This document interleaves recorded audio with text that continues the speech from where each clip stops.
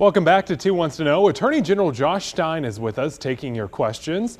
And if you have them, send them on over 336-379-5775.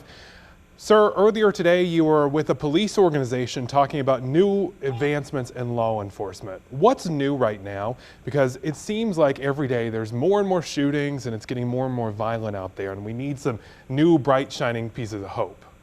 Well, there is hope, and technology can be a real source. DNA, for instance, there were 16,000 untested sexual assault kits sitting on the shelves of local law enforcement after victims had willingly given that evidence over to the criminal justice system. Well, we've been working with the General Assembly. They've appropriated one amount of money, $6 million. We're going back for another $9 million this summer, and I'm optimistic that the General Assembly will lead on this. When we test those kits, so far we've tested about a quarter of them. The other quarter are in process, and we've got another half to go. But of the 1,400 kits where we've gotten a DNA profile back, 44% of them have been connected to a known individual in the database, which makes an extremely cold case very hot for law enforcement to go after. And we have seen arrest after arrest, some 40 some odd arrests, responsible for 55 violent crimes, to be put in jail and to go to trial. And that is going to make our communities safer. So yes, we're gravely concerned about the uptick in violent crime, but we're absolutely dedicated to doing everything we can to solve crime when it occurs, to deter it from happening. Speaking of solving crime, a lot of people wonder if they get scammed out of money, what you can do to help them.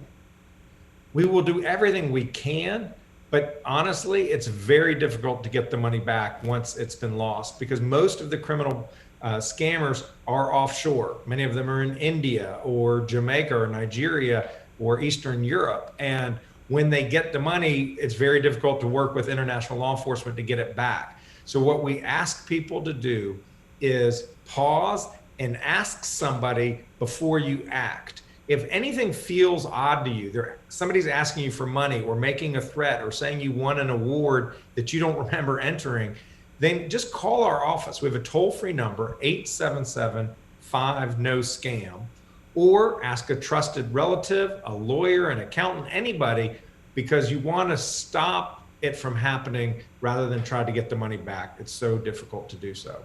We've got more questions coming in about the opioid settlement.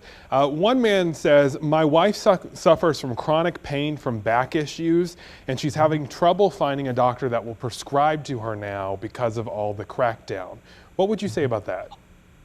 Well, it is a real issue. I mean, undertreating pain is a problem just as overtreating pain was. And for years, doctors were just throwing opioid pills at people's pain problems or surgeries. And in the United States, we were awash in these pills. More than 10 times the number of pills per capita prescribed here than in Japan, 5 times more per capita than in Europe. So there were too many pills. What we don't want to see is doctors go the other way and not prescribe them when they're appropriate. And we actually championed a law a few years ago called the STOP Act to address overprescribing.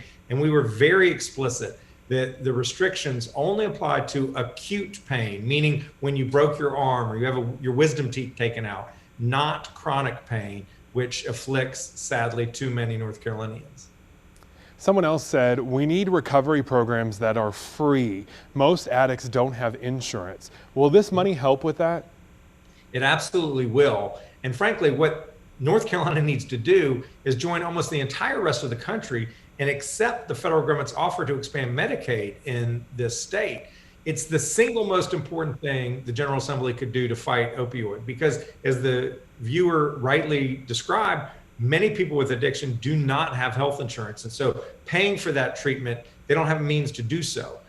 The funds that will come in will go to provide treatment services and recovery services to nonprofits serving people without insurance, but it's much better and much more sustainable if we had a healthcare system where people had a manner, a way to pay for the treatment that they need.